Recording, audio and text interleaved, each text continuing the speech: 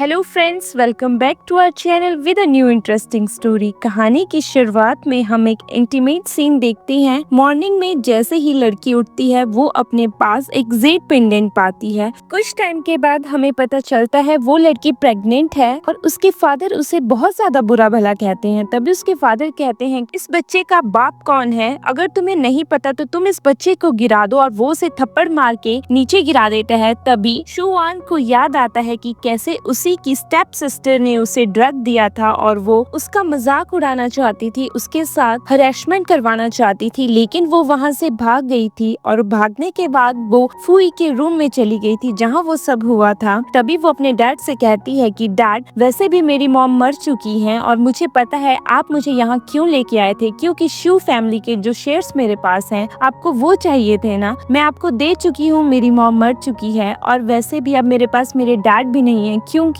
ऐसा कोई भी बाप नहीं होता जिसे अपनी बेटी की ही टेंशन नहीं है। मेरे पास सिर्फ मेरा इकलौता बच्चा है जिसे मैं कभी नहीं गिराऊंगी। तभी उसके डैड कहते हैं फिर निकल जाओ यहाँ से, और उसके डैड की मिस्ट्रेस भी कहती है हमें से यहाँ से निकाल देना चाहिए, इससे तो हमारी बेटी पे भी बहुत बुरा असर पड़ेगा। और वो उस घर से निकल जाती है। हम 5 साल बाद देखते हैं कि शुवान का एक क्यूट सा बेटा है और वो पार्क में बैलून्स बेच रही है। तभी वो अपने बेटे को कहती है बेटा तुम अपना ध्यान रखना, मैं अभी सारे बैलून्स बेच के आई। दूसरी तरफ हम देखते हैं फूई भी अपनी ग्रैंडमा के साथ वहीं पे घूम रहा है। तभी उसकी ग्रैंडमा कहती है मुझे तुम्हारे साथ नहीं, मुझे अपने ग्रेट ग्रैंडसन के साथ घूमना है। तुम्हें समझ नहीं आता, जाओ किसी लड़की को ढूंढो, उसे डेट करो और शादी करो और मुझे जल्दी से जल्दी मेरा ग्रेट ग्रैंडसन दो। तभी फूई कहता है कि ग्रैंडमा मैंने आपको पहले ही भी कहा था ना कि मैं ये सब नहीं करने वाला। तो ग्रैंडमा कहते क्या तुम्हें लड़कियों में इंटरेस्ट ही नहीं है? तभी ग्रैंडमा कहते हे भगवान, मुझे मेरे बच्चे का मुंह दिखा दे। और तभी भाग के शुवान का बेटा उनसे टकराता है और वो उसे देख के कहते अरे लिटिल फुई तुम ठीक हो ना? तभी वो कहता है ग्रैंडमा आप मुझे ऐसा क्यों बोल रही हैं? और वो वहाँ से भाग के चला जाता है। तो ग्रैंडमा कहती है कि फुई ये तो बिल्कुल तुम्हारी तरह लगता है, ये तुम्हारा बेटा है। और फुई कहता है ग्रैंडमा ऐसा नहीं हो सकता, मेरा कोई बेटा नहीं है। और वो बच्चा वहाँ से भाग के चला जाता है। जैसे ही वो जाता है ग्रैंडमा बहुत ज्यादा दुखी हो जाती है और वो कहती है इसको पकड़ो, इसको पकड़ो। तभी फुई कहता है ग्रैंडमा आपको क्या कोई बच्चा चुराना है? तो वो कहती है मुझे बच्चा नहीं चुराना, लेकिन ये तुम्हारा बच्चा है। तभी ग्रैंडमा की नजर नीचे पड़ती है, नीचे जेड पेंडेंट पड़ा है और वो उसे उठाती है और कहती है कि ये तो हमारी फैमिली का हेयरलूम है, ये उस बच्चे के पास कैसे आया? तभी फुई भी उसे देखता है और उसे याद आता है कि अरे मैं उस रात उस लड़की के साथ था, इसका मतलब ये बच्चा मेरा है। तभी वो ग्रैंडमा से कहता है कि ग्रैंडमा शायद ये सच है कि वो बच्चा मेरा ही है। ये सुन के ग्रैंडमा बहुत ज्यादा खुश हो जाती है और वो कहती है हेवन थैंक यू गॉड, आपने मेरी बात सुन ली, मुझे मेरा ग्रेट ग्रैंडसन मिल गया। तभी वो सबको ऑर्डर देती है कि जल्दी से जाओ और मेरे ग्रेट ग्रैंडसन को ढूंढ के लाओ। और वहाँ पे फुई अभी भी खड़ा है। तभी वो फुई को भी कहती है जाओ मेरे बच्चे को ढूंढ के लाओ। दूसरी तरफ हम देखते हैं स्वान अपने बच्चे को ढूंढ रही है। तभी वो आवाज लगाती है सूले कहाँ गए तुम? ले बेटा यहाँ आओ। और वो देखती है जहाँ उसने बैठने के लिए कहा था वो तो वहाँ है ही नहीं। वो थोड़ा वरिड हो जाती है। तभी पीछे से लेले आवाज लगाता है मॉमी, और ये कह के वो पीछे मुड़ती है और कहती है बेटा तुम कहाँ चले गए थे, मुझे तुम्हारी बहुत ज्यादा टेंशन हो गई थी। दूसरी तरफ हम देखते हैं फुई और ग्रैंडमा अभी भी उस बेबी को ढूंढ रही हैं, लेकिन उन्हें वो बच्चा नहीं मिलता है। और हम देखते हैं कि स्वान अपने बेटे लेले को वहाँ से लेके जा रही है। तभी उन्हें रास्ते में सू पिंग पिंग मिल जाती है और वो दोनों एक दूसरे से टकराते हैं। ये देख के पिंग पिंग कहती है ओहो शुवान तुम यहाँ, और वो भी बलून बेच रही हो, लगता है ये तुम्हारा छोटा लिटिल ब्रैट है ना, हमारा मतलब नाजायज लड़का। ये सुन के शुवान उसे थप्पड़ लगा देती है और कहती है अगली बार मेरे बच्चे के बारे में कुछ कहा ना तो तुम देख लेना। तभी सू पिंग पिंग कहती है तुम्हें लगता है कि तुम अभी भी सू फैमिली की डॉटर हो, तुमने मुझे हाथ क्यों लगाया? तो शुवान कहती है मैंने वैसे भी सू फैमिली को छोड़ दिया और मुझे वहाँ क्या बनने का कोई शौक नहीं है, और तुम्हें तो मैं अच्छे से जानती हूँ, वैसे भी मैं वहाँ की हूँ या नहीं हूँ इससे तुम्हें कोई प्रॉब्लम नहीं होनी चाहिए, लेकिन मैं तुम्हें ये क्लियर कर दूं तुम तो कम से कम सू फैमिली की हो ही नहीं, क्योंकि तुम तो एक मिस्ट्रेस की लड़की हो। तभी सू पिंग पिंग गुस्सा होके कहती है कि मुझसे उलझो मत, मेरी शादी वीपी वैंग से होने वाली है, फू कॉर्पोरेशन के मालिक से। अगर मुझसे उलझोगी तो तुम पूरी सिटी से उलझोगी। दूसरी तरफ हम देखते हैं फुई और उसके मैनेजर मिस्टर शू ये सब सुन रहे हैं। तभी मिस्टर शू फुई को कहते हैं आप शादी करने वाले हैं क्या? तो वो कहते तुम्हारा दिमाग खराब खराब हो गया, मैं शादी करूंगा। तभी मिस्टर शू कहते हैं स्ट्रीट्स में से तो ऐसी ही आवाज आई, कोई आपके बारे में बात कर रहा था। तभी फुई कहता है मेरे बारे में कोई ऐसी बात नहीं कर सकता है। तो मिस्टर शू कहते हैं अरे यहाँ तो यंग मास्टर है ही नहीं सर, हम कहाँ ढूंढे। तो फुई कहता है जोर लगा दो, तुम पूरे सिटी में उसे ढूंढो। हम देखते हैं पूरी सिटी में गाड़ियां जा रही हैं ताकि वो यंग मास्टर को ढूंढ सके। और कुछ लड़के कहते हैं अरे ये कैसे हो सकता है, फू फैमिली का यंग मास्टर, लगता है हमें भी फू फैमिली को अप्रोच करना चाहिए। दूसरी तरफ हम देखते हैं सू वान अपने बेटे लेले के पास बैठी हुई है। तभी लेले कहता है मॉम क्या सच में वो आंटी हमें बुली करेंगी, हम कहाँ जाएंगे, क्या हमें वो घर से निकाल देंगी। तभी सू वान कहते बेटा ऐसा कुछ नहीं होगा, तुम टेंशन मत लो, तुम्हें पता है ना फू कॉर्पोरेशन में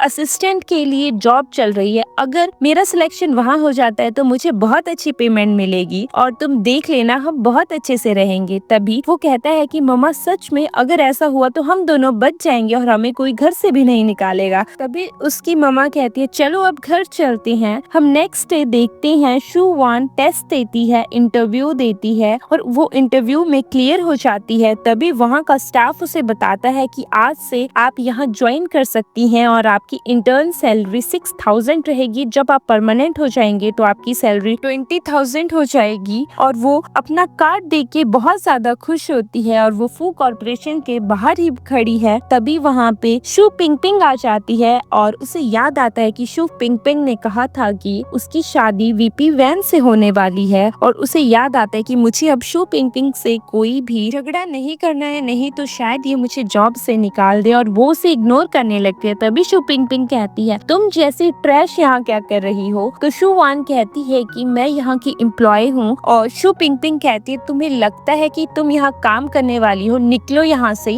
मैं वीपी वैन से कह के तुम्हें यहाँ से वैसे भी बाहर निकाल दूंगी। और तभी वहाँ पे फुई और मिस्टर शू आ जाते हैं। ये देख के मिस्टर शू और फुई उसके पास चले जाते हैं। तभी फुई कहते हैं मैंने इन लड़कियों को कहीं देखा है। तो मिस्टर शू कहते ये तो वही है ना, स्ट्रीट्स में लड़ रही थी। तभी शू पिंग पिंग कहती है कि सर ये लड़की बहुत ही बड़ी ट्रबल मेकर है और आपको पता है ये सिंगल पेरेंट है। ये सुन के फुई कहते हैं क्या तुम सच में सिंगल पेरेंट हो, तुम्हें तो बहुत मुश्किल हुई होगी ना सब कुछ एडजस्ट करने में, चलो मेरे साथ कैबिन में। और वो उसके साथ उसके कैबिन में चली जाती है। कैबिन में जाने के बाद पीछे शू पिंग पिंग बहुत ही ज्यादा गुस्से में है और वो कहती इसे तो मैं बताऊंगी। दूसरी तरफ हम देखते हैं फुई के सामने शू वान खड़ी है। तभी उसका फोन रिंग करता है, फोन उसके बेटे का है। तभी लेले कहता है मॉम आपका इंटरव्यू कैसा रहा। तभी वो कहती है बेटा मुझे जॉब मिल गई। और बच्चे की आवाज सुन के फुई को लगता है अरे मेरे बेटे की आवाज भी ऐसी है, लेकिन शायद सभी बच्चों की सेम ही होती होगी। तभी लेले कहता है मॉम फिर तो शाम को पार्टी होनी चाहिए। तो शू वान कहती है हाँ बेटा जैसा तुम कहो, हम दोनों शाम को डिनर भी बाहर ही करेंगे। और वो कॉल कट कर देती है। तभी फुई कहता है कि अरे तुम्हारा बच्चा तो बहुत ज्यादा समझदार है, तुम्हारा बच्चा कितने साल का है। तो वो कहती है कि मेरा बच्चा 5 साल का है। तभी फुई कहता है चलो मुझे तुम्हें कहीं लेके जाना है। और वो दोनों डिनर करने लगते हैं और शू वान को थोड़ा अलग सा लगता है। तो शू वान कहती है कि मिस्टर फू आप प्लीज मुझे गलत मत समझना, आपकी बीवी भी है, बच्चे भी हैं और मुझे शादी का कोई शौक नहीं है और हाँ मुझे किसी की मिस्ट्रेस नहीं बनना है। तभी फुई कहता है तुम मुझे गलत समझ रही हो, मैं तो यहाँ इसलिए आया हूँ क्योंकि मुझे बच्चों के खाने का बिल्कुल भी नहीं पता कि बच्चों को क्या खाना पसंद है। मुझे लगा तुम्हें इस बारे में नॉलेज होगा, इसलिए मैं तुम्हें यहाँ लेके आ गया। वो दोनों बात कर रहे हैं। तभी ग्रैंडमा का फोन फुई को आता है। जैसे ही वो फोन उठाता है तो ग्रैंडमा कहती तुम कहाँ हो। तभी वो कहता है कि मैं अपनी असिस्टेंट के साथ बाहर आया हूँ। तो ग्रैंडमा गुस्से से कहती है कि तुम्हें अपने बेटे को ढूंढना चाहिए, ना कि अपनी असिस्टेंट के साथ घूमने जाना चाहिए। तुम्हें शर्म नहीं आती, तुम्हारा बेटा भी मिल नहीं रहा और तुम ऐसी हरकतें कर रहे हो। तुम्हें उसके लिए गिफ्ट्स लेनी चाहिए, उसके लिए शॉपिंग करनी चाहिए, ना कि किसी और के साथ बैठ के डिनर करना चाहिए। तभी वो ग्रैंडमा से कहता है कि ग्रैंडमा प्लीज मेरी बात तो सुनो, आप गलत मत समझो, मैं जा रहा हूँ, मैं सब कुछ करूंगा अपने बेटे के लिए। ये सब शू वैन भी सुन लेती है और जो बहुत ज्यादा अजीब सा फील करती है। तभी फुई कहता है ग्रैंडमा प्लीज आप नॉनसेंस बात मत करो, मैं किसी के साथ बैठा हुआ हूँ और हाँ वो मेरी एम्प्लॉय है और उसके घर पे भी एक छोटा सा बच्चा है, जिसलिए मैं उसे यहाँ लेके आया था ताकि मुझे नॉलेज मिल सके। और वो फोन कट कर देता है। तभी वो उसे कहता है क्या तुम मेरे साथ शॉपिंग पे चलोगी, मैं अपने बच्चे के लिए कुछ कपड़े और टॉयज लेना चाहता हूँ। जैसे ही वो मॉल में आते हैं वो फुई को देखती है जो सब कुछ पैक करवा रहा है, कपड़ों में भी खिलौनों में भी, और वो बहुत ज्यादा शॉपिंग कर लेते हैं और उनके पास बहुत ज्यादा बैग्स हैं। तभी शू वान कहते क्या अमीर लोग ऐसे ही शॉपिंग करते हैं तो वहाँ पे फुई आ जाता है जो उसे एक कार्ड देता है और कहता है कि ये तुम अपने बेटे के लिए ले जाओ। तो वो कहती है कि मैं इसे एक्सेप्ट नहीं कर सकती। तभी फुई कहता है ये मैंने तुम्हें नहीं तुम्हारे बेटे को दी है। नेक्स्ट डे हम देखते हैं शूवान ऑफिस में काम कर रही है। तभी शू पिंग पिंग कुछ न कुछ प्लान कर रही है और वो फोन पे बात करती है कि मेरा काम हो गया ना, और फोन कट कर देती है। तभी वो सुपरवाइजर ए को इशारा करती है और सुपरवाइजर ए बहुत सारी फाइल्स लेके उसके डेस्क पे रख देते हैं और कहते हैं कि ये सब कुछ शाम को हो जाना चाहिए। और वो बहुत ज्यादा हैरान हो जाती है कि ये क्या हो रहा है, सुपरवाइजर मुझे इतना ज्यादा काम क्यों दे रहे हैं, लेकिन मुझे ये करना ही होगा। तभी उसे कॉल आता है। वो कॉल लेले के स्कूल से है और वो उन्हें कहती है कि अपने बेटे को लेने आओ। तो वो सुपरवाइजर को कहती है कि सर मुझे अभी जाना होगा, क्या मुझे हाफ डे की छुट्टी मिल सकती है। तभी सुपरवाइजर कहते हैं कि अरे तुमने अभी कल ही ज्वाइन किया है और तुम्हें आज ही छुट्टी चाहिए, तुम चुपचाप अपना काम करो। और वो चुपचाप काम करने के लिए बैठ जाती है। तभी वो अपनी फ्रेंड लुई को कॉल करती है और उसे कहती है प्लीज तुम स्कूल जाके लेले को पिक कर लो, और वो अपना काम करने लगती है। तभी उसके पास वहाँ पे शाओ लू आती है जो उसे कहती है तुम्हारे पास बहुत ज्यादा काम है, क्या मैं तुम्हारी हेल्प करूँ, क्योंकि मैं भी एक माँ हूँ। तभी सुपरवाइजर उसे कहते हैं लगता है तुम्हारे पास कम काम है जो तुम यहाँ पे शुआन का काम लेने आई हो। तो शुआन कहती कोई बात नहीं, मैं खुद कर लूंगी। तभी उसे कॉल आता है स्कूल से जहाँ पे उसे पता चलता है कि लेले को चोट लगी है। ये सुन के वो उठती है और वहाँ से जाने लगती है। तभी शू पिंग पिंग उसे कहती कहाँ जा रही हो, कल ही तुमने ज्वाइनिंग की ना, लगता है तुम्हारे बेटे को किसी ने हिट किया है। तभी ये सुन के शुआन कहती है क्या वो तुम हो, तुमने मेरे बेटे को चोट पहुँचाई, और वो उसे थप्पड़ लगा देती है। शुआन भी उसे थप्पड़ लगाने लगती है, लेकिन वो उसका हाथ पकड़ के कहती है अगर मेरे बेटे को कुछ भी हुआ ना तो मैं तुम्हें छोड़ूंगी नहीं, और वो वहाँ से चली जाती है। दूसरी तरफ हम देखते हैं ग्रैंडमा को कॉल आता है कि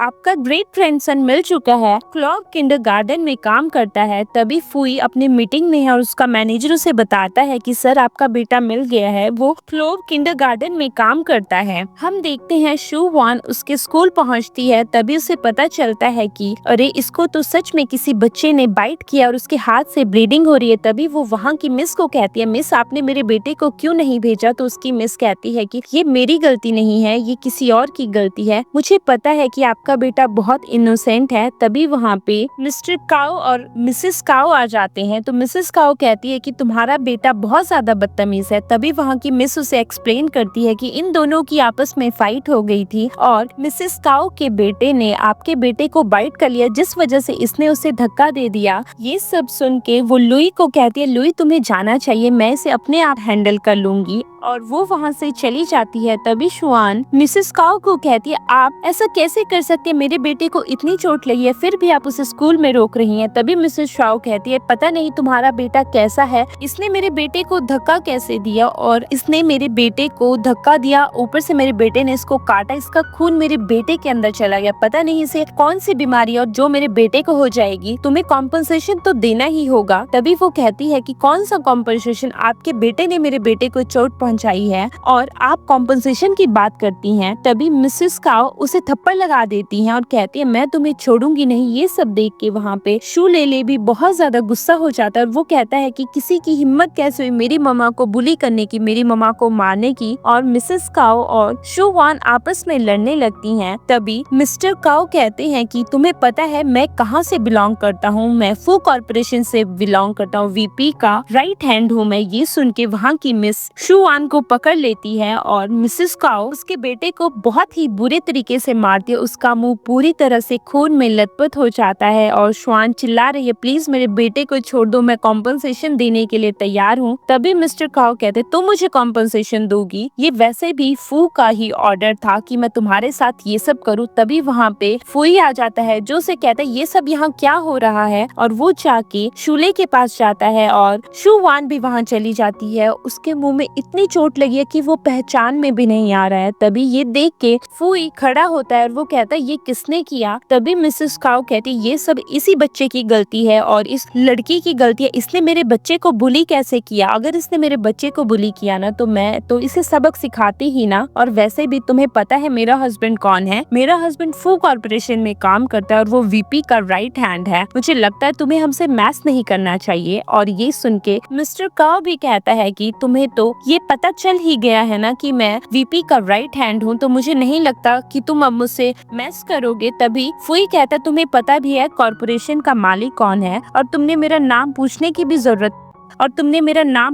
भी जरूरत की। मैं उसी कॉर्पोरेशन का मालिक हूँ, मैं प्रेसिडेंट फुई हूँ। और ये सुन के मैनेजर काओ कहते ओहो आप हैं प्रेसिडेंट, और वो बाद में हंसने लगता है और कहता है मजाक किसी और से करना, मुझे पता है कि आप प्रेसिडेंट कभी नहीं हो सकते, क्योंकि प्रेसिडेंट कभी किसके सामने नहीं आते, प्रेसिडेंट का पता सिर्फ मिस्टर शू को है। तभी वहाँ पे मिस्टर शू आ जाते हैं। तो मिस्टर काओ मैनेजर शू को कहते हैं कि सर देखिए ना, ये प्रेसिडेंट के बारे में अफवाह फैला रहे हैं, प्रेसिडेंट कभी किसके सामने नहीं आते हैं और ये प्रेसिडेंट को बीच में ला रहे हैं, ऊपर से ये लड़की। तभी मैनेजर शू उसे थप्पड़ लगा लेता है और कहता है कि तुम्हारा दिमाग खराब हो चुका है, जिससे तुमने मैस क्रिएट किया है वो हमारे सीईओ हैं फुई। और ये सुन के वो बहुत ज्यादा घबरा जाता है। तभी मिस्टर काओ कहते हैं मुझे माफ कर दीजिए सर, ये सब मेरी ही गलती है, मैं अपने वाइफ के कहने पे लग गया था ना। और वो अपनी वाइफ को थप्पड़ लगा देता है। तभी उसकी वाइफ कहती है कि तुमने ही तो कहा था कि ये फू कॉर्पोरेशन के वीपी की फियांसे का हुक्म है कि हमें ये सब करना है, वो भी इस बच्चे के साथ। अब तुम कैसे मुकर सकते हो, ये मैंने कुछ भी नहीं किया, ये जो तुमने कहा वही मैंने किया है। ये सब सुन के वो तीनों उससे माफी मांगने लगते हैं। तभी फुई कहता है कि हमें अपना टाइम वेस्ट नहीं करना चाहिए शुआन, हमें हॉस्पिटल जाना चाहिए। और वो लेले को लेके हॉस्पिटल चले जाते हैं। जैसे ही वो उसे हॉस्पिटल बेड पे रखते हैं तभी डॉक्टर कहता है आपका ध्यान कहाँ था, आपके बच्चे को इतनी चोट लगी। तभी शुआन कहती है कि मुझे माफ कर दीजिए डॉक्टर, लेकिन अभी प्लीज आप मेरे बेटे का इलाज कर दीजिए। और वो डॉक्टर कहते हैं कि अभी तो मैं फिलहाल इसकी चोटों का इलाज करूंगा और बाद में मैं एक्सरा भी लूंगा कि कहीं कोई इंटरनल चोट तो नहीं है। फुई को कॉल आता है और वो कॉल अटेंड करने के लिए बाहर चले जाता है। वो कॉल इसकी ग्रैंडमा का है। तभी ग्रैंडमा कहती है तुम्हारा दिमाग खराब हो गया, तुम अपने बेटे को छोड़ के किसी और का बेटा लेके हॉस्पिटल चले गए। तभी फुई कहता है ग्रैंडमा ये एक बहुत ही इमरजेंसी केस था, ये मेरी ही एम्प्लॉय है और इसके बच्चे को किसी ने बुली किया था, प्लीज ग्रैंडमा आप मेरे पे गुस्सा मत करो, वैसे भी मेरा बेटा मिल ही जाएगा। और वो कॉल कट कर देता है। हम घर पे देखते हैं ग्रैंडमा के पास वीपी वैंग बैठे हैं और ग्रैंडमा उसे बताती है कि तुम्हें पता है कि फुई का एक बेटा भी है जिसने मुझसे ये बात अभी तक छुपा के रखी थी और हम उसे ढूंढने की कोशिश कर रहे हैं लेकिन वो नहीं मिल रहा है। ये सुन के वीपी वैंग के चेहरे का रंग तो उड़ ही जाता है, लगता है उसे कोई ना कोई प्रॉब्लम तो है फू फैमिली से। लेकिन वीपी वैंग अच्छे से कवर करना जानते हैं, जो कहते हैं ग्रैंडमा ये तो बहुत ही अच्छी बात है, आपको तो पता है ना मैं फुई को अपने भाई की तरह मानता हूँ, अगर उसका बेटा है तो मैं भी उसे ढूंढने में आपका पूरा साथ दूंगा। तभी वो अपने मन में सोचता है अगर सच में फुई का बेटा मिल गया तो मेरा क्या होगा, मैं तो कॉर्पोरेशन को अपना बनाना चाहता था। दूसरी तरफ हम देखते हैं शुआन अपने बेटे के पास बैठी है और उसे पट्टी हो चुकी है। तभी सामने ही एक बच्चा बैठा हुआ है और उसे इंजेक्शन लगने वाला है और वो रो रहा है कि मुझे मेरे डैड चाहिए। तभी लेले कहता है ये लो मेरा टॉय ले लो और इंजेक्शन लगा लो, तुम्हें पता है मेरी मम्मा बहुत ही प्यार से फूंक मारती, जब भी मुझे इंजेक्शन लगता था मुझे बिल्कुल भी दर्द नहीं होती थी, मेरी मम्मा तुम्हें भी फूंक मार देगी। तो वो बच्चा कहता है ठीक है और उसे इंजेक्शन लग जाता है। तो शुआन उसी के पास बैठी है और वो उसे फूंक मार देती है और ये मिसअंडरस्टैंडिंग फुई को हो जाती है। फुई देखता है अरे ये कैसा नाम है, शू दार्जिलिंग, लगता है यही इनका बेटा है और वो बाहर आ जाता है। तभी वो कहता है कि अभी तुम अपने बच्चे का ध्यान रखना, जब तक तुम्हारा बच्चा बिल्कुल ठीक ना हो जाए तब तक ऑफिस आने की कोई जरूरत नहीं है। और हाँ अभी मैं चलता हूँ। और वो वहाँ से चला जाता है। वो घर चुपके से आ रहा है। तभी ग्रैंडमा को पता चल जाता है और ग्रैंडमा उसे आवाज लगाती है। तो वो ग्रैंडमा के पास बैठ के उन्हें मसाज देने लगता है। तभी ग्रैंडमा कहती है कि मैंने तुम्हें वहाँ अपने ग्रेट ग्रैंडसन को ढूंढने भेजा था, ना कि किसी और की हेल्प करने। मैं तुम्हें छोड़ूंगी नहीं, अगर तुम्हें मेरा बच्चा नहीं मिला तो तुम सोच लो कि फू फैमिली तुमसे सारे टाइज तोड़ देगी, चाहे जो मर्जी हो जाए। ये सुन के वो चुप हो जाता है। ग्रैंडमा कहती है कि जितना जल्दी हो सकता है उस बच्चे को ढूंढो, मैं इन्वेस्टिगेट तो कर रही हूँ, लगता है ये मुझे खुद ही करना पड़ेगा। तभी वो कहता है ग्रैंडमा हाँ आप ठीक कह रही हैं, मैं उसे ढूंढने की पूरी कोशिश करूंगा, अब मुझे थोड़ा रेस्ट करना है। और वो वहाँ से चला जाता है। दूसरी तरफ हम देखते हैं कि ग्रैंडमा को फिर से कॉल आता है और उन्हें पता चलता है कि हॉस्पिटल में एक बच्चा एडमिट हुआ है जिसका नाम है शूले। और ये सुन के वो कहती है लगता है कि ये मेरा ही बच्चा तो नहीं है, मुझे हॉस्पिटल जाके देखना होगा। और वो कहती है ठीक है मैं हॉस्पिटल जाके आई और उसे ये तो पता है कि उसके ग्रेट ग्रैंडसन का नाम भी शूले है। हम हॉस्पिटल में देखते हैं शू वान डॉक्टर के पास है। तभी डॉक्टर कहते हैं कि आपके बेटे को सर्जरी की जरूरत है क्योंकि उनकी लेग फ्रैक्चर हो चुकी है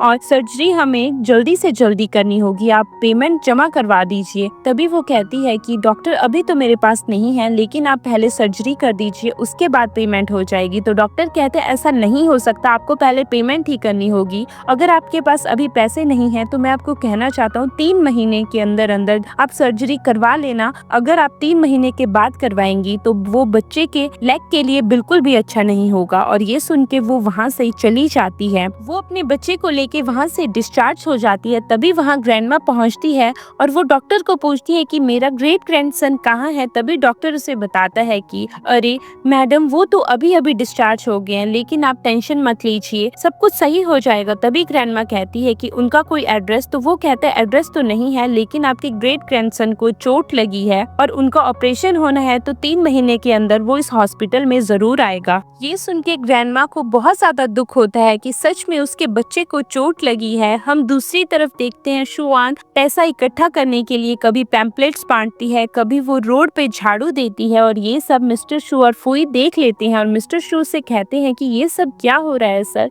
आपने तो उसे छुट्टियां दी थी ना, वो फिर भी काम कर रही है, यहाँ तक कि वो रेत उठाने का भी काम कर रही है। तभी फुई कहता है कि मैनेजर शू, मैं चाहता हूँ कि तुम इसके बारे में इन्वेस्टिगेट करो, वो ये सब क्यों कर रही है। हम नेक्स्ट डे देखते हैं कि वो एक होटल में भी काम कर रही है जहाँ वो साफ सफाई कर रही है। तभी वहाँ पे फुई आता है जो एक रूम नंबर की लेता है और ये सब श्वान दूर से देख रही है और उसे पता चलता है कि फुई यहाँ अकेला आया है और उसके साथ कुछ गलत होने वाला है। तभी हम देखते हैं वीपी वैंग वहाँ 2 लड़कियों के साथ ड्रिंक कर रहा है और वहाँ पे फुई आ जाता है और फुई वहाँ के बैठ जाता है। तभी वीपी वैंग उन लड़कियों को इशारा करते हैं और वो जाके फुई के पास बैठ जाती हैं। तभी फुई कहता है कि लगता है मुझे यहाँ से जाना होगा। तो वीपी वैंग कहते हैं अरे यार मेरी बात तो सुनो ना, हमें बात करनी है, और वो उसे वहाँ बिठा देता है और वो लड़कियाँ साइड हट जाती हैं। तभी वो उससे कहता है मुझे तुमसे एक मैटर डिस्कस करना था भाई, तुम्हें पता है तुमने मेरी फियांसे के ऊपर केस किया है, तो प्लीज तुम उस केस को वापस ले लो,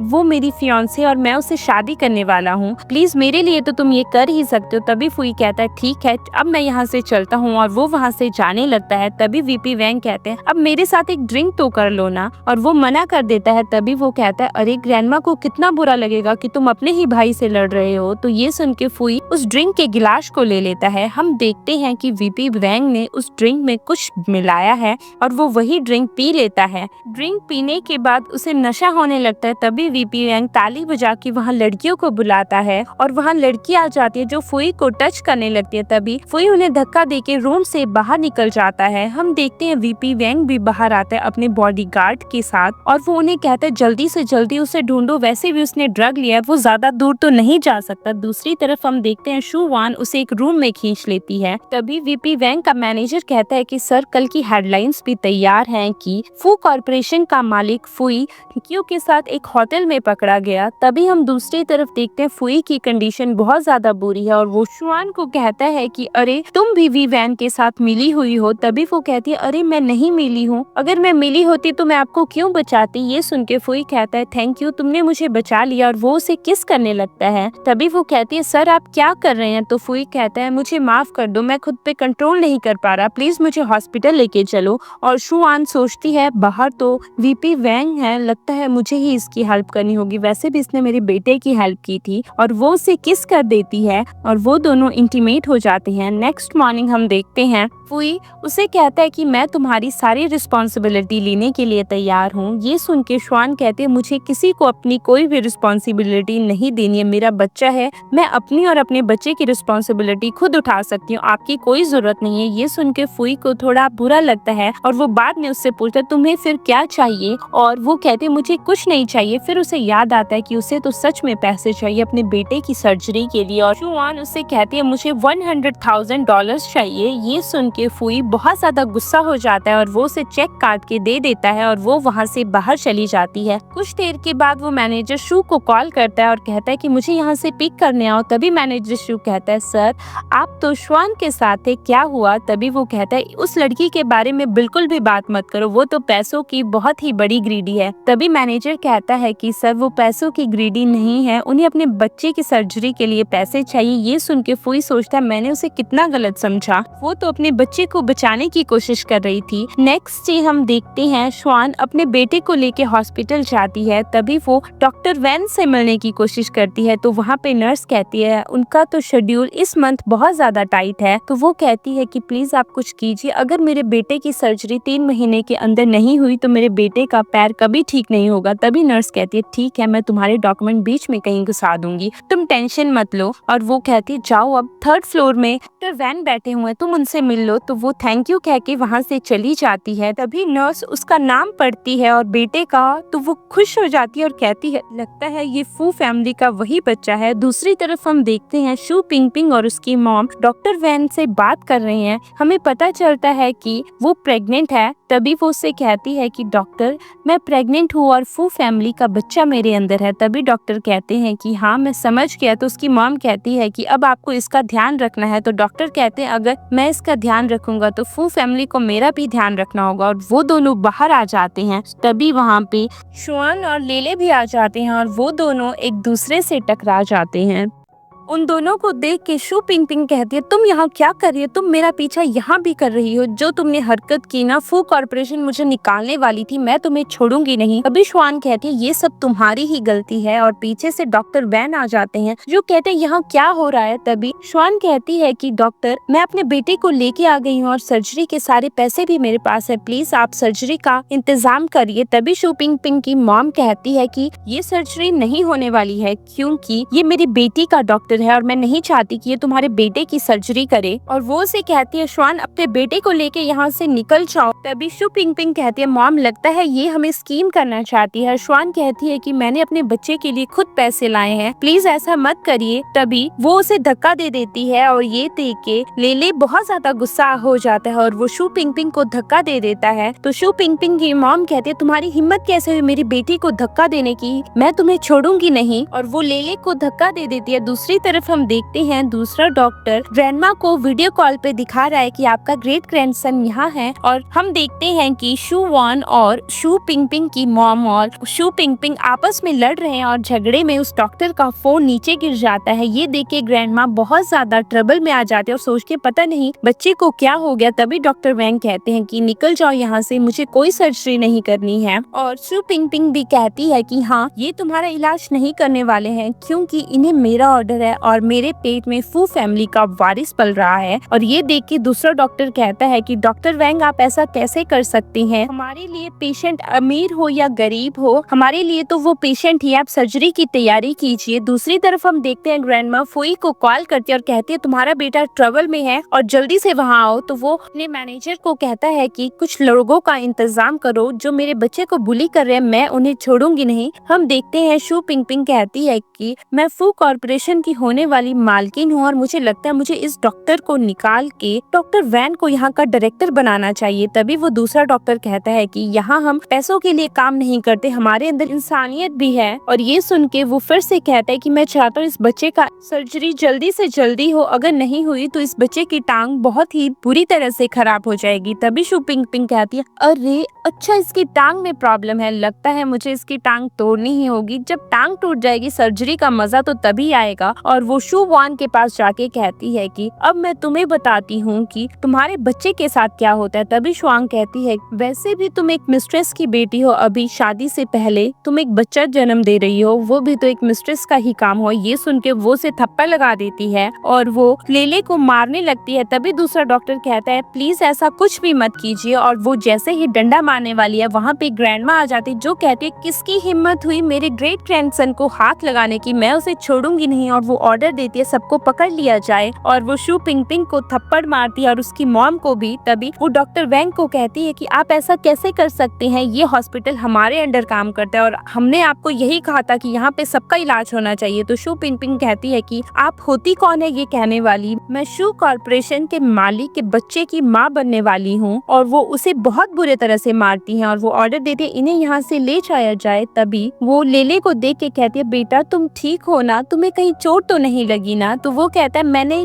आपको याद कर लिया, आप तो वही है ना पार्क वाली ग्रैंडमा। तो वो कहती हाँ बेटा ग्रैंडमा मैं तुम्हारे डैड की हूँ, मैं तो तुम्हारी ग्रेट ग्रैंडमा हूँ ना। ये सुन के शुवान बहुत ज्यादा हैरान है। तभी वो कहती है क्या हुआ, तुम हैरान क्यों हो? तभी वो कहती है अगर तुम्हें यकीन नहीं है तो चलो हम डीएनए टेस्ट करवा लेते हैं। ये सुन के वो हाँ कर देती है। जैसे ही डीएनए टेस्ट की रिपोर्ट आती है तो ग्रैंडमा उसे वो रिपोर्ट दिखाती है और कहती है मैंने कहा था ना ये हमारा ही बच्चा है, अब चलो घर चलते हैं। तभी वो कहती है ग्रैंडमा मुझे घर नहीं जाना है। तो ग्रैंडमा कहती है मुझे पता है तुम किस वजह से परेशान हो, लेकिन तुम टेंशन मत लो, मैं हूँ ना। अगर तुम्हें घर नहीं जाना है तो हम तुम्हें विला लेके चल सकते हैं। दूसरी तरफ हम देखते हैं वो उसे विला लेके आ जाती है और फूई हॉस्पिटल में है। तभी फूई ग्रैंडमा को कॉल करता है तो ग्रैंडमा कहती है तुम लेट हो गए, तुम कैसे ऐसे कर सकते हो, मैंने तुम्हें कब फोन किया था और तुम इतने लेट पहुंच रहे हो, तुमसे तो मैं बाद में ही डील करूंगी। ग्रैंडमा को बहुत बुरा लग रहा है क्योंकि उन्होंने शू पिंगपिंग की बातें सुनी थी कि वो प्रेग्नेंट है फू कॉर्पोरेशन के मालिक के साथ और उन्हें मिसअंडरस्टैंडिंग हो गई है कि शायद वो फूई तो नहीं है। तभी वो फूई को कहती है कि हम घर पे नहीं है, हम विला में है, मैं उन दोनों को लेके वहाँ आ गई थी। तभी वहाँ पे शू ले आ जाता है जो कहता है ग्रैंडमा आपका घर तो बहुत बड़ा है। तो ग्रैंडमा कहती है बेटा ये मेरा घर नहीं, ये तुम्हारा भी घर है, हमारी जितनी भी कंपनीज है जितनी भी प्रॉपर्टीज है सब तुम्हारी है आज के बाद, अब तुम टेंशन मत लेना। और वो शुवान को भी कहती है कि अरे शुवान अब तुम भी टेंशन मत लो, सब कुछ ठीक हो जाएगा और जाओ अब तुम दोनों रेस्ट करो। हम देखती है ग्रैंडमा बैठी हुई है। तभी वहाँ पे फुई आता है तो फुई ग्रैंडमा को कहता है कि शूले कहाँ पे है। तभी ग्रैंडमा कहती है वो दोनों रेस्ट कर रहे हैं। हम दूसरी तरफ देखते हैं कि शूले और उसकी मॉम बात कर रही हैं। तभी उसकी मॉम कहती है कि बेटा क्या तुम्हें यहाँ रहना है? तो वो कहता है नहीं मॉम, जहाँ आप रहेंगे मैं वहीं पे रहूंगा, क्या आपको डैड पसंद नहीं है? तो वो कहती है नहीं मुझे तुम्हारे डैड नहीं पसंद है। तो शूले कहता है मॉम अगर आपको नहीं पसंद तो मुझे भी नहीं पसंद, हम दोनों साथ में रहेंगे चाहे कहीं भी रहें। बाहर हम देखते हैं फुई को ग्रैंडमा बहुत बुरे तरह से डांट रहे और कहती हैं कि तुम्हारी हिम्मत कैसे हुई ऐसी हरकत करने की, मैं तुम्हें छोड़ूंगी नहीं, तुम अपने कलीग के साथ कैसे घूम सकते हो और तुम्हें पता है कि तुम्हारा एक बच्चा भी और बच्चे की माँ भी है। तभी वो कहती है कि मैं चाहती हूँ तुम मुझसे शादी करो। तो फुई मना कर देता है और कहता है कि मैं शादी करूंगा तो मैं अपनी असिस्टेंट से ही करूंगा। तभी ग्रैंडमा कहती है क्या तुम सच में उससे शादी करने वाले हो, शू पिंगपिंग से? ये सुन के फुई कहते हैं ग्रैंडमा मैं उसे शादी नहीं करने वाला हूँ, वो तो वीपी वैंग की फियांसे है। और ग्रैंडमा उसे वहाँ से बाहर निकाल देती है और मैनेजर फू को भी बाहर निकाल देती है। और ग्रैंडमा कहती है इसे तो मैं छोड़ूंगी नहीं। दूसरी तरफ हम देखते हैं फुई और मैनेजर शू बाहर खड़े और मैनेजर शू हंस रहा है। तभी फुई कहता है तुम हंस क्यों रहे हो? तो मैनेजर शू कहता है सर मैं क्या ही कहूँ, लेकिन मुझे एक अजीब सी बात लग रही है, क्या मिस्टर शू ही आपके बच्चे की माँ हो सकती है? क्योंकि हमेशा ही वो उसी जगह पे थी जहाँ आपका बच्चा था। हमें पता चला कि बच्चा किंडरगार्टन में है तो वहाँ पे श्वान भी थी। हमें पता चला बच्चा हॉस्पिटल में है तो वो हॉस्पिटल में थी। हमें पता चला कि बच्चे को ट्रबल हो रहा है तो वहाँ पे भी श्वान थी। ये सुन के फुई कहता है ऐसा नहीं हो सकता, मैंने उसके बच्चे को देखा है, वो मेरे बच्चे से बिल्कुल मैच नहीं करता। नेक्स्ट डे हम देखते हैं श्वान लिफ्ट में है। तभी वहाँ पे फुई और मैनेजर शू आ जाते हैं। ये देख के वो लिफ्ट से बाहर निकल जाती है। हम देखते हैं वो ऑफिस में काम कर रहा है तब भी वहाँ श्वान नहीं आ रही है, वो किसी और को ही भेज रही है अपना काम करने के लिए। हम देखते हैं फुई वहाँ घूम रहा है लेकिन श्वान उसे बहुत ही बुरे तरह से इग्नोर कर रही है। श्वान वॉशरूम से निकलती है तभी फुई उसे पकड़ लेता और कहता है तुम मुझे इग्नोर क्यों कर रही हो? तभी वो कहती है मैं आपको इग्नोर नहीं कर रही हूँ। और वो उसे कहता है मुझे माफ कर दो, मैंने तुम्हें गलत सोच लिया था, मुझे लगा था कि तुम पैसे ऐसे ही ले रही हो, मुझे तो बाद में पता चला कि तुम इन पैसों को अपने बच्चे की सर्जरी के लिए लगाना चाहती थी। तभी वो कहती है कोई बात नहीं, मैंने आपको माफ कर दिया। और वो उसका हाथ पकड़ के कहता है कि मुझे तुम अच्छी लगती हो और मैं चाहता हूँ कि तुम मेरे पास ही रहो। और वो उसके क्लोज आने लगता है। जैसे ही वो उसे किस करने वाला है तो श्वान को वॉमिट आने लगती है और वो उसे कहती है कि अभी यहाँ से जाओ। और वो उसे कहती है आप बहुत ज्यादा अट्रैक्टिव हैं और मैं खुद हॉस्पिटल चली जाऊंगी। तो वो कहता है ठीक है। देखते हैं श्वान कहती है लगता है मुझे हॉस्पिटल जाना ही होगा। और वो हॉस्पिटल में जाते उसे पता चलता है कि वो प्रेग्नेंट है और वो बाहर आती है और वो कहती है मैं प्रेग्नेंट कैसे हो सकती हूँ। और उसे याद आता है कि कैसे उसके और फुई के बीच में सब हुआ था। तभी वो कहती है कि वो मेरे बच्चे का पिता है, मुझे उसे सब कुछ बताना चाहिए। और वहाँ पे शू पिंगपिंग भी आई है जो कहती है ये सब क्या हो रहा है, मुझे अंदर जाके पता लगाना चाहिए। जैसे ही श्वान ऑफिस में आती है ऑफिस में तो गॉसिप चल रही है। प्रेसिडेंट फू तो शादी करने वाले हैं और उनका बच्चा भी होने वाला है, लेकिन जिस लड़की के साथ उनका बच्चा हो रहा है वो बिल्कुल भी अच्छी नहीं है, वो तो एक प्ले बॉय है, वो इतना टाइम किसी लड़की के साथ कैसे रह सकते हैं। ये सुन के श्वान वहाँ से चली जाती है। तभी बाद में कहता है, अरे प्रेसिडेंट क्यों बोलते हो, वाइस प्रेसिडेंट बोला करो ना, हमें कंफ्यूज हो जाता है, वाइस प्रेसिडेंट वैंग कहो। श्वान को ये बातें बहुत ज्यादा बुरी लगती है और वो सोचते हैं ऐसा कैसे हो सकता है, वो मेरी फीलिंग्स के साथ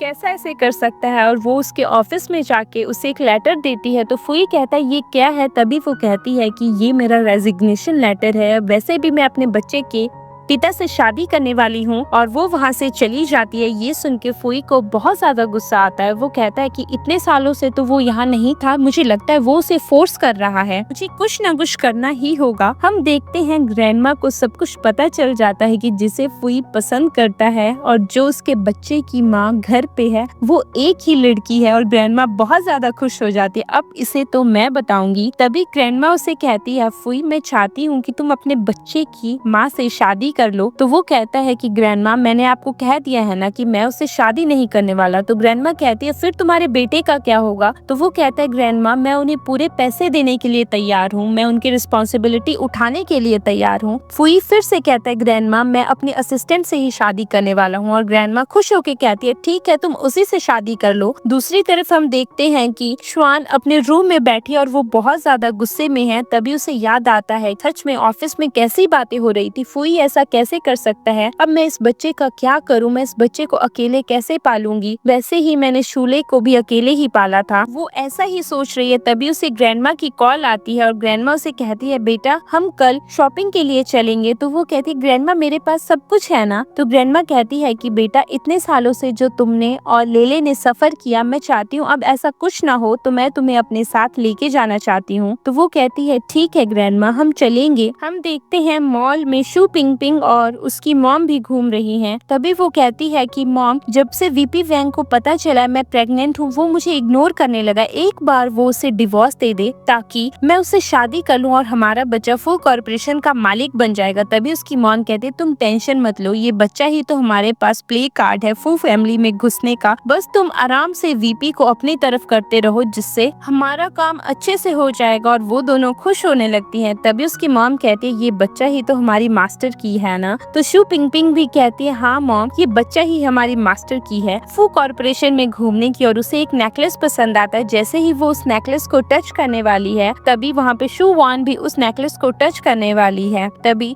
शू पिंग पिंग कहती है तुम यहाँ क्या कर रही हो, तुम्हारे पास इतने पैसे भी हैं इस नेकलेस को खरीदने के। तभी उसकी मॉम भी कहती है अरे इसके पास पैसे कहाँ, ये तो यहाँ ऐसे ही घूमने आई होगी। तो श्वान कहती है ये मॉल सबके लिए है, आप ऐसा कैसे कर सकती हैं, यहाँ पे पैसों की तो बात ही नहीं हो रही है। शू पिंग पिंग की मॉम उसे थप्पड़ लगाने वाली है लेकिन वो उसका हाथ रोक के उसे बैक थप्पड़ लगा देती है। ये देख के शू पिंग पिंग बहुत ज्यादा गुस्से में आ जाती है और वो उससे लड़ने लग जाती है। तभी वहाँ पे ग्रैंडमा आ जाती है जो उसे कहती है यहाँ हो क्या रहा है। तो शू पिंग पिंग उसे कहती है कि ग्रैंडमा आपको पता भी है आप किस लड़की के साथ घूम रहे हो, इसने शादी से पहले ही एक बच्चे को जन्म दे दिया था और अब ये फिर से प्रेग्नेंट है, पता नहीं इसके पेट में किसका बच्चा पल रहा है। मैं तो आपको यही सजेस्ट करूंगी आपको इसको अपने घर से बाहर निकाल देना चाहिए। ये सुन के ग्रैंडमा श्वान को कहती है क्या तुम सच में प्रेग्नेंट हो। तो वो कहती है कि हाँ ग्रैंडमा मैं प्रेग्नेंट हूँ। ये सुन के ग्रैंडमा बहुत ज्यादा खुश हो जाती है और वो सोचती है कि हमारी फू कॉर्पोरेशन का 18 सालों से जो चल रहा था कि एक ही बच्चा होगा वो कम से कम टूटेगा, हमारे घर में दो दो बच्चे घूमेंगे। तभी शू पिंग पिंग कहते हैं मुझे लगता है कि ये मिस्टर शू की गर्लफ्रेंड है, ये उसी के साथ तो घूमती है। तभी ग्रैंडमा श्वान को कहती है तुम टेंशन मत लो बेटा, मुझे सब कुछ पता, मैंने तुम्हारे बारे में सब इन्वेस्टिगेट कर दिया था कि कैसे तुम्हारे फादर ने तुम्हारे शेयर्स अपने नाम किए, तुम्हारी स्टेप मदर और स्टेप सिस्टर ने तुम्हें कैसे बिट्रे किया, तुम टेंशन मत लो, अब मैं तुम्हारे साथ हूँ ना, तुम्हारे साथ कुछ भी बुरा नहीं होगा। तो भी शू पिंग पिंग की मॉम कहती है कि आप ऐसा कैसे कर सकती हैं। और शू पिंग पिंग भी सोचते है ये बूढ़ी औरत यहाँ क्या करी, इसने तो सारा मजा ही किरकिरा कर दिया। तभी ग्रैंडमा ऑर्डर्स देती है कि इन्हें यहाँ से बाहर निकालो और उसके गार्ड्स उन्हें वहाँ से बाहर बाहर निकाल देते हैं और वो ऑर्डर देती है दूसरी बार ये दोनों इस मॉल में दिखनी नहीं चाहिए। शू पिंगपिंग को शक हो जाता है कि मुझे लगता है ये औरत कुछ ना कुछ बड़े घर से है, तभी ये हमें ऐसे ट्रीट कर रही है, और वो वहाँ से चले जाते हैं। हम देखते हैं ग्रैंडमा श्वान को कहती है कि मैं अब तुम्हारे साथ हूँ, तुम टेंशन मत लो, और हाँ, मैंने बैंक्वेट होस्ट किया ताकि तुम्हें और अपने ग्रेट ग्रैंडसन को मैं पूरी दुनिया को दिखा सकूं, ताकि आगे से कोई तुम्हारी डिसरिस्पेक्ट ना करे, हमेशा तुम्हारी रिस्पेक्ट हो। ये सुन के वो उसे गले से लगा लेती है। हम देखते हैं जिस दिन बैंक्वेट है, ग्रैंडमा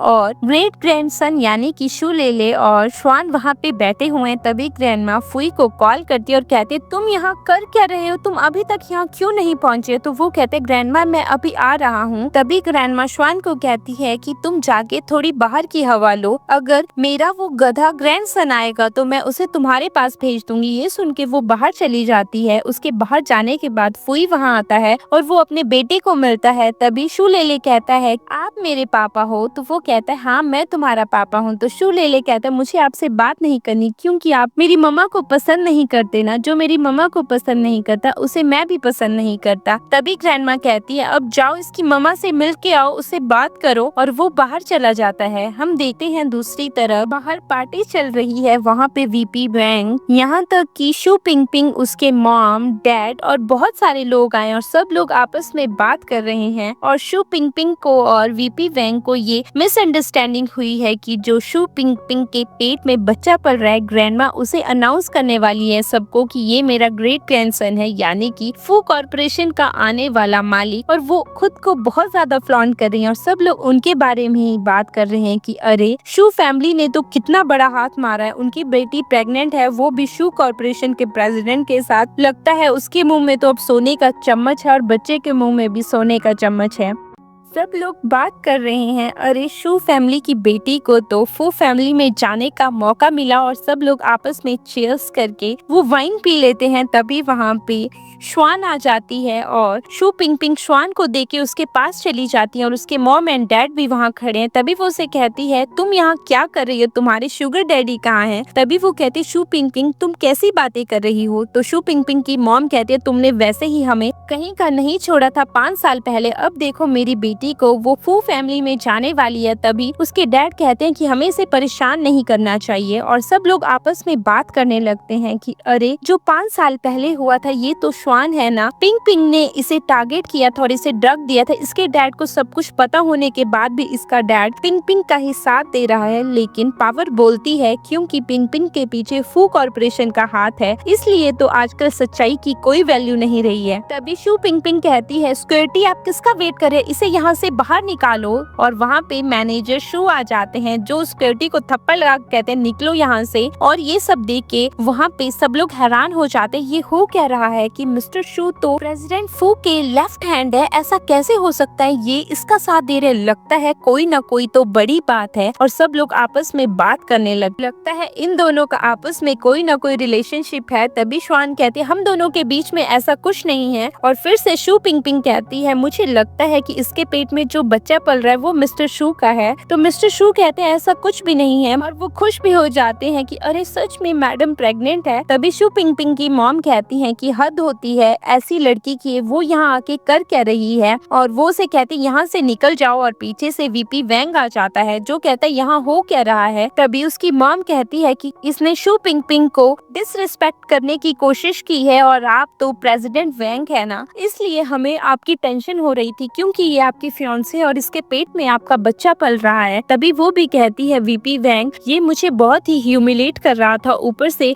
इसने मुझे धक्का देने की भी कोशिश की। ये सब सुन के वीपी वैंग सोचता है कि अरे इस टाइम मैंने अपनी पावर नहीं दिखाई तो मुझे नहीं लगता कि सब लोग मुझ पे यकीन करेंगे, मुझे कुछ ना कुछ तो करना ही होगा। तभी मैनेजर शू कहते हैं ऐसा कुछ भी नहीं है मेरे और मैडम के बीच में। ये सब सुन के शू पिंगपिंग फिर से कहती है कि मैं तुम्हें फिर से कहती हूँ निकल जाओ यहाँ से, ऐसी लड़की को तो यहाँ से बेइज्जत करके ही निकालना चाहिए, हमें लगता है हमें इसके कपड़े निकाल के इसे यहाँ से बाहर फेंकना चाहिए। तभी वीपी वैंग कहता है इन्हें यहाँ से जाने दो, और वो वहाँ से जाने लगता है। है और वीपी वैंग कहता है तुम्हारी हिम्मत कैसे हुई यहाँ से जाने की, और वो उसका गला पकड़ के कहता है शू वान मैं तुम्हें छोड़ूंगा नहीं। तो मिस्टर शू उसका हाथ पकड़ के झटक देते हैं और कहते हैं आपकी हिम्मत कैसे हुई मैडम को हाथ लगाने की, मैं आपको छोड़ूंगा नहीं। तभी वो कहता है कि मैं तुम दोनों को नहीं छोड़ूंगा, तुम्हारी हिम्मत कैसे हुई मेरे आगे बोलने की। और शू पिंगपिंग भी कहती है कि मेरा फियांसे वैसे भी फू कॉर्पोरेशन को आगे संभालने वाला है, तुम्हारी हिम्मत कैसे हुई मेरे फियांसे के आगे बोलने की। तभी वीपी फैंग सिक्योरिटी को बुला के उन्हें नील डाउन करवा देता है और वो शू वान के पास जाता है और कहता है कि लगता है मुझे तुम्हें लेसन सिखाना ही होगा। दूसरी तरफ मिस्टर शू कहते हैं कि मैडम को छोड़ दो और शू पिंगपिंग जाके उसके बाल पकड़ के कहते हैं कि आज तो तुम दोनों को लेसन हम सिखाएंगे। तभी शू वान के डैड कहते हैं छोड़ दो, तो शू पिंगपिंग की मॉम कहती है तुम तो अपना मुंह बंद रखो, देख नहीं रहे हमारी बेटी फू फैमिली में जाने वाली है और ये फू फैमिली को डिसरिस्पेक्ट कर रही है, हमें से सबक तो सिखाना ही होगा ना। और शू वान के डैड भी उसे बुरा भला कहने लगते हैं। तभी वीपी वैंग उसके कपड़े फाड़ने लगता है और वो चिल्ला रही है छोड़ो मुझे, और वहाँ पे पीछे से आवाज आती है फुई की यहाँ हो क्या रहा है, और वो भाग के आता है और शू वान को अपना कोट पहनाता है और कहता है कि खड़ी हो जाओ, मुझे माफ कर दो मैं लेट हो गया। तभी फुई अनाउंस करता है तुम सबकी हिम्मत कैसे हुई शू वान को मिस्टर शू के साथ जोड़ने की, शू वान मेरी वुमेन है, मैं इससे प्यार करता हूँ और हाँ इस कंपनी को मैं संभालता हूँ, ये फैमिली मुझसे बिलोंग करती है, फू कॉर्पोरेशन का प्रेसिडेंट मैं हूँ। वीपी वैंग तुम ये कर क्या रहे थे। सब लोग हैरान हो जाते हैं कि फू कॉर्पोरेशन के मालिक तो फू ही है और वीपी वैंग तो सिर्फ वाइस प्रेसिडेंट है। और ये सब सुन के तो वीपी वैंग भी हैरान हो जाता है, शू पिंगपिंग भी वहीं खड़ी है। तभी वीपी वैंग कहता मैं चाहता हूँ कि इन सबको इनके कॉन्सिक्वेंसेस की सजा मिलनी चाहिए, जो इन्होंने किया इन्हें भुगतना चाहिए। और वहाँ पे खड़े सब लोग भी बात करते हैं जो इन्होंने शू वान और मैनेजर शू के साथ किया इन्हें सजा तो मिलनी ही चाहिए। तभी शू पिंगपिंग कहती है कि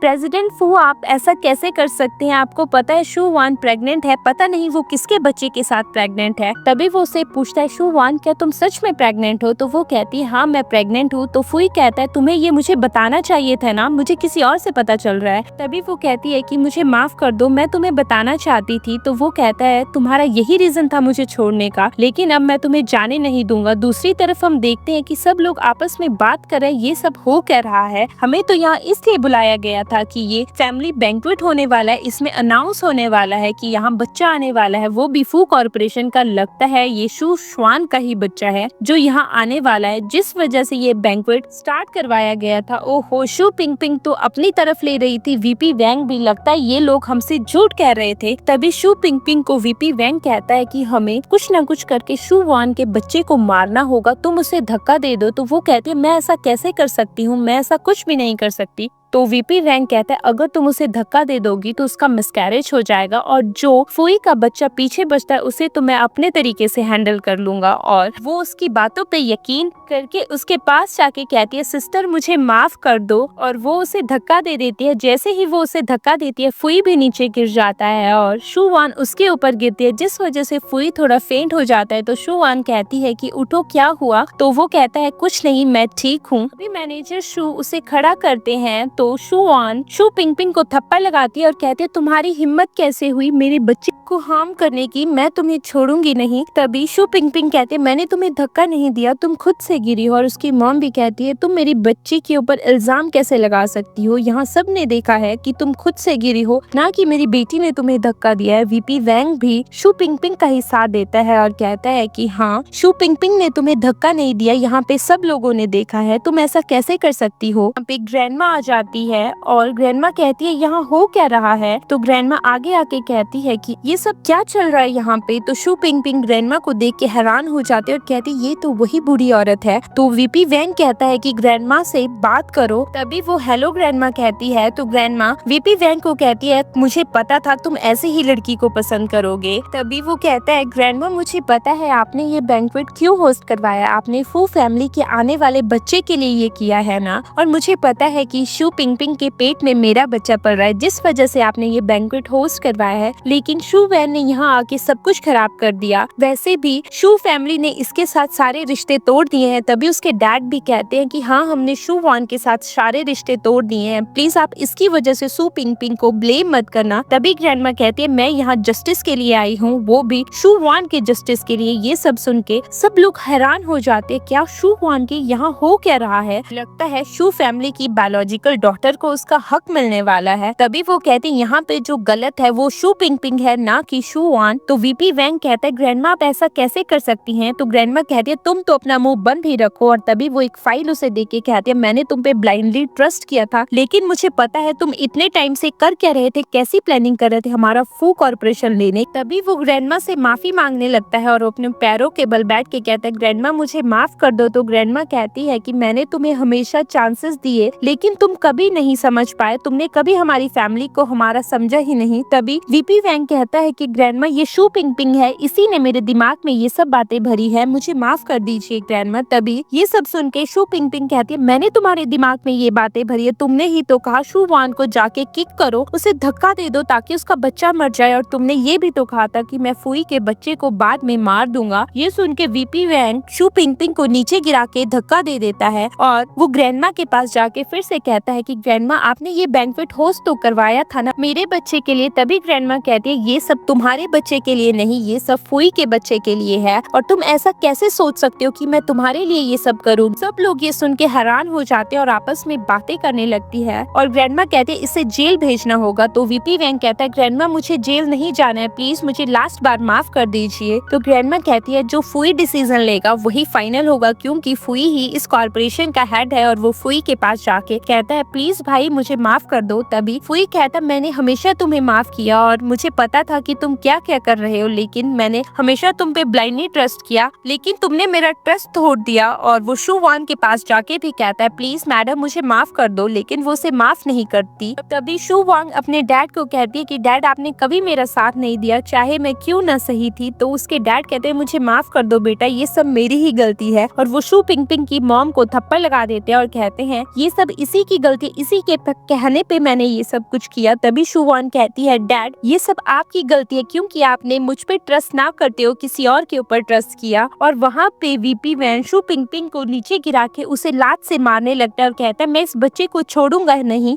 और वो उसे बहुत जोर से लात मारता है। शू पिंग चिल्लाती है और उसे ब्लीडिंग भी शुरू हो जाती है। और उसकी मॉम कहती है पिंग उठो ना प्लीज, कोई एम्बुलेंस को बुलाओ, देखो ना इसे ब्लीडिंग शुरू हो गई है। हम देखते हैं सब लोग वहाँ से जा चुके हैं। तभी ग्रैंडमा कहती है मुझे लगता है कि अब मुझे एक्सप्लेन करने की कोई जरूरत नहीं है, यही है इससे तुम्हें शादी करनी है ना, और हाँ मैं चाहती हूँ तुम दोनों शादी कर लो। तभी वहाँ भाग के शू ले आता है जो अपनी मॉम को गले लगा लेता है। ये सब देख के फुई कहता है ये हो क्या रहा है, और वो समझ जाता है। तो ग्रैंडमा कहती है ले चलो मैं तुम्हें बाहर का व्यू दिखाती हूँ। और वो दोनों आपस में बात करने लगते हैं। तो इसी के साथ ये स्टोरी यहीं पे खत्म होती है। Thanks for watching our story.